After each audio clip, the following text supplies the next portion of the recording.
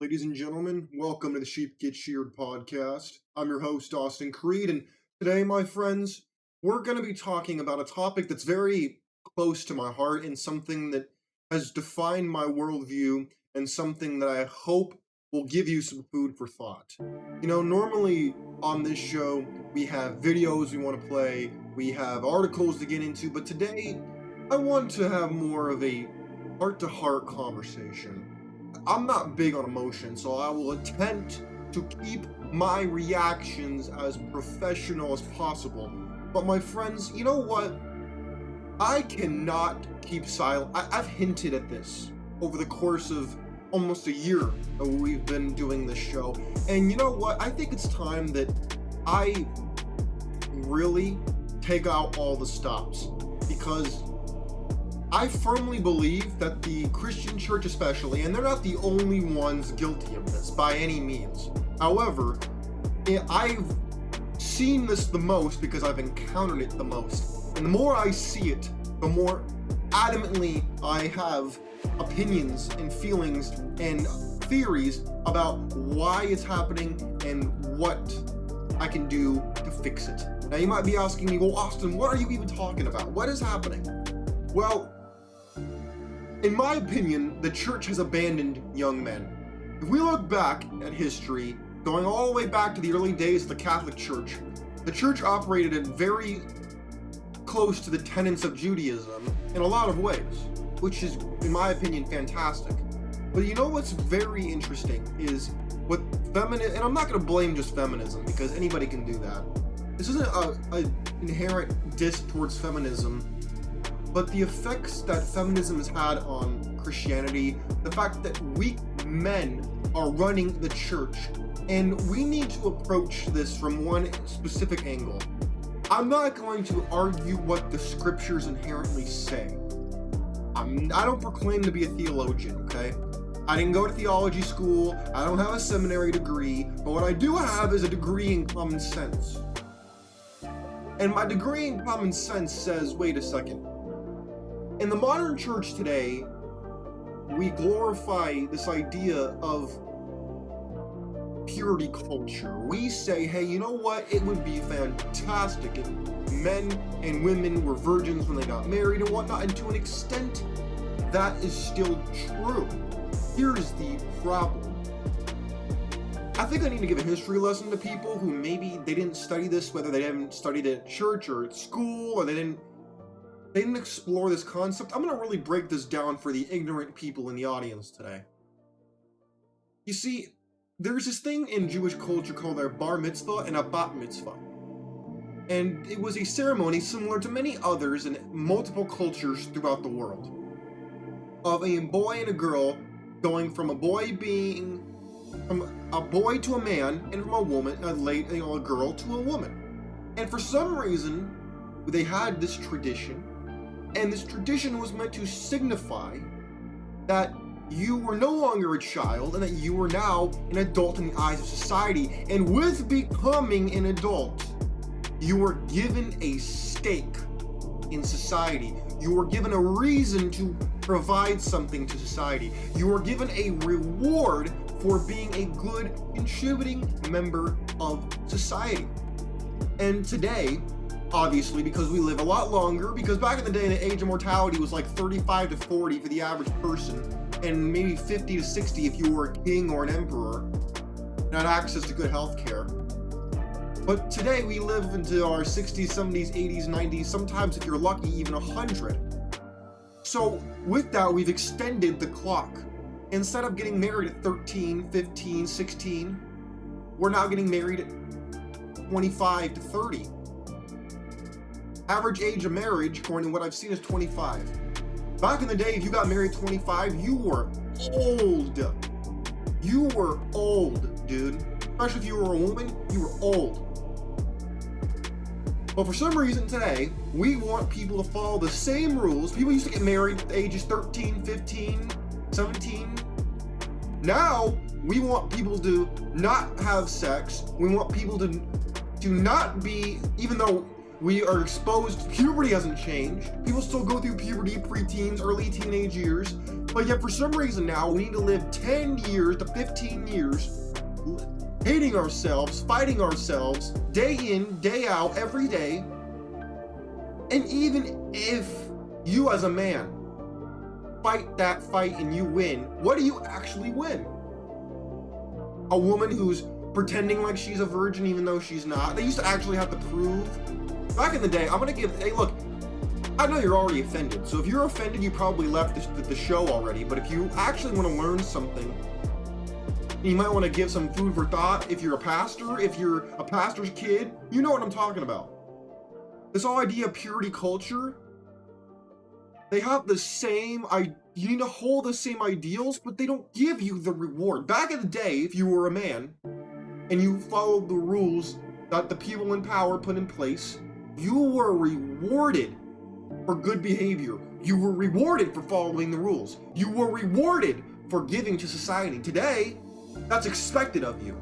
You don't get rewarded for doing things like that anymore. No, you're expected to be a good man. You're expected to provide for a woman. You're expected to give to your community. That's not rewarded. That's the bare minimum today. But back in the day, no, it wasn't. Back in the day, they said, instead of having these delinquents, these drug users, instead of allowing teenage kids to go out here and act a goddamn fool, we're gonna give them an outlet for their sexual energy called a husband or a wife, and then we're gonna put them to work for society. We're gonna give them a slot in society, and then we're gonna give them something to put that energy of youth into. But today, no, we don't get married till 25 to 30. And even if you do get married as a man, statistically, you're going to end up in a sexless marriage or divorced. Your kids are going to get taken from you. And you're going to go back to square one. And if anything happens, it's your fault. And you did something wrong.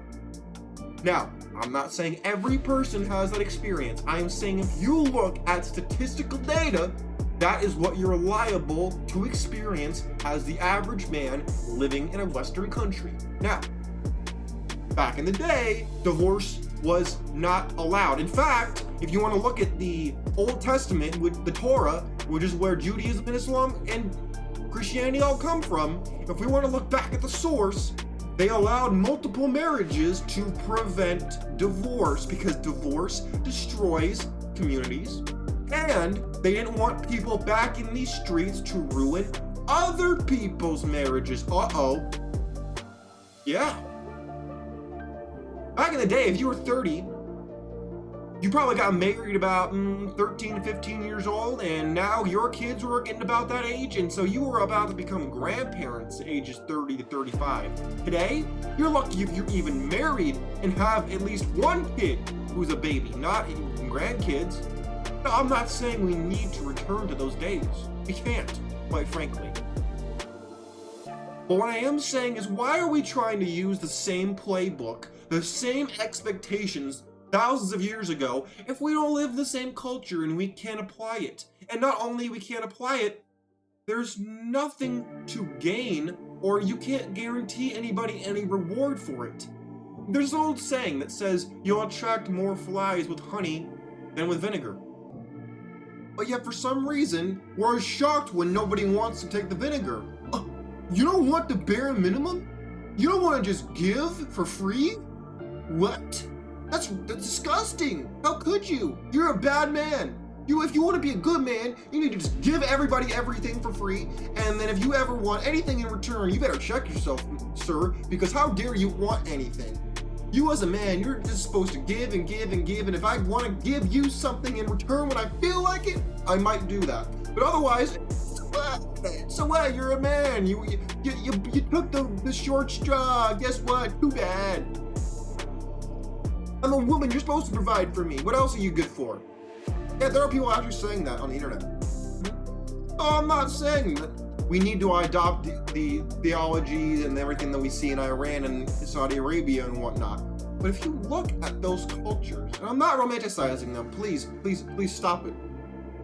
I'm telling you, they have this standard for the men and the women, and they enforce that. They have a system to support the expectations that are put on them. They don't just say do that, and then, oh, you wanted something? Well, good luck. You ain't getting nothing from me. No. And on top of it, the men who follow these rules, what do they actually get? A woman who's been lying, been through Pookie, Chad, Tyrone, and suddenly found God. The Mary Magdalene woman who's been a complete whore, comes out in the streets, kisses Jesus' feet, and all of a sudden wants to be, oh, I'm holy now. I've been redeemed by the blood of the Lamb. Yeah, buddy. No, I'm out here and I'm gonna find me a gump. A good man. And even though I'm used to guys who are exciting, maybe I got down with a drug dealer in high school, maybe I did this, that, and the other thing. So what? Changed person now. How dare you? You can't judge me now. Don't judge me, or I'm gonna call you out. But if you as a man, you want anything, what? You are a dirty animal, sir. You better check yourself right now. Hey, yeah, that's you talking to you, sir. Yeah, you better check yourself. How dare you? You're a bad man. No. I get to decide what's good for you, not you. You don't think for yourself. That's my job, think for you. Sound familiar? No, I understand people are going to think that, oh, I'm just projecting and whatnot. No. I am telling an unfortunate reality that I know a lot of men are too scared to even talk about. Because guess what?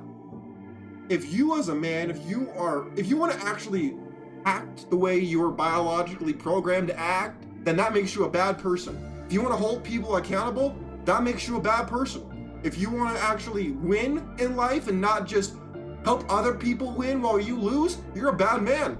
If you want to be out here and not just give everything away for free that you earned, you're a bad man. If you don't want to just sit in a marriage and hate your life while you say yes dear for 50 years, you're a bad man. I'm not making this up. And it's sad to me. Where is the time when men were rewarded for doing things? No, I'm not saying that you need to give them a paycheck.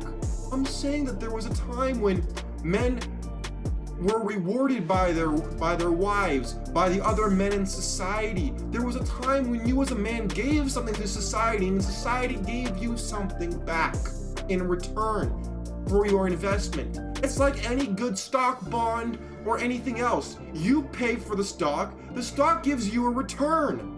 But today, if you expect a return on your investment, you're a bad person all of a sudden. All of a sudden, if I want to dedicate years of my life and I want to sacrifice and whatnot for your sake, that's expected. You want a reward? No, you're supposed to just do nice things for free. You're supposed to just sacrifice and give up on things for free. Why? Why am I expected to do things for free? Why am I expected to say, hey, you know what? I'll take this raw deal. Yeah, I'll be a workhorse and not even get sugar cubes at the end of it. Yeah. See, and even if there was the fulfillment at the end of the rainbow, I wouldn't be doing the show today.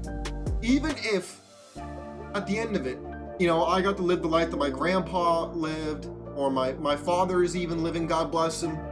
The problem is today, gentlemen, with social media and quasi-feminism in everybody, feminism is like a demon inside every woman. You got to exercise that to see how much of it's there, because it's there. Whether 10% or 100%, it's there, sir. And at any point in time, she can pull that plug on you and you get disconnected from the community that you've built. You get disconnected from the men who would support you. You get pulled out. And then all of a sudden, you see the hard realities of life. And I'm not telling you this to tell you shouldn't do the quote-unquote good Christian thing or be a good man. But if you're okay with getting scraps, if you're okay with getting pretty much nothing in return for all your sacrifice, if you want to keep funneling your money into a system that literally does not care about you, go right ahead. I won't stop you. But what's stopping you from saying, you know what? You're right. I'm not gaining anything by doing this. And even if I'm gaining something right now, that thing could be taken away from me at any point in time. I could wake up tomorrow, my wife could tell me she don't love me, take my kids, take out my stuff, and I'm living on the street in my car. That can happen to you. Right now, tomorrow, next week. Can. Will it? I don't know, but it can. So what's stopping you from saying, wait, hold on a second. I could either roll the dice and hope for a Yahtzee, or I can decide, you know what? Maybe I could be a biblical bachelor. Maybe I can decide my own philosophy. Maybe I can do something that actually benefits me. And then when I start to win, I can then give back on my terms, not on the terms of people who just expect me to give and die on the cross for their sins. It was hard enough for God himself to die on the cross, and yet I was supposed to do it every day? He only did it once, and I was supposed to do it every day? Why? Why? Oh, because I'm a good man. Oh, right. You see how this doesn't really make any sense? Nobody does anything for free. They want something in return, even if it's a fraction of what they gave you. They want something. And there's nothing wrong with that. The problem is people try to negotiate. Oh, well, it used to be this way, but it's this way now. So if I just negotiate for this and then this and the other thing, I can haggle my way and do all that. No, it doesn't work that way. You can't negotiate intimacy. You can't negotiate attraction. You can't negotiate for things like that. It just doesn't work. I wish I could tell you it does. It just doesn't work. So at the end of the day, the church has abandoned young men because they'll sell them down the river. They'll try to brainwash them and convince them that being a guy who gives everything and gets nothing in return for all the sacrifice, all the hard work, all the labor, all the dedication, you're lucky if you get anything back in return. And even if you're getting it right now, there's no guarantee you'll get it next week, next year, next 10 years, and it could be taken away from you plus tax. They foreclose on you at any point, default, break that contract any point in time, and you're stuck holding the bill. Now, if you're okay with that, go right ahead.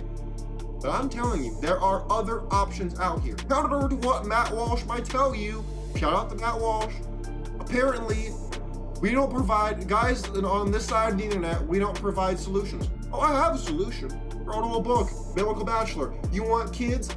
Talked about it. You want to live a fulfilling life? I talked about it. You want to grow your net worth? I put it in there. I put everything in there for you. You want companionship? Put it in there.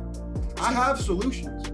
Problem is, people want me to make their solution work, and I'm telling you, the only one who can make you do that is you. I'm here to help you if I can.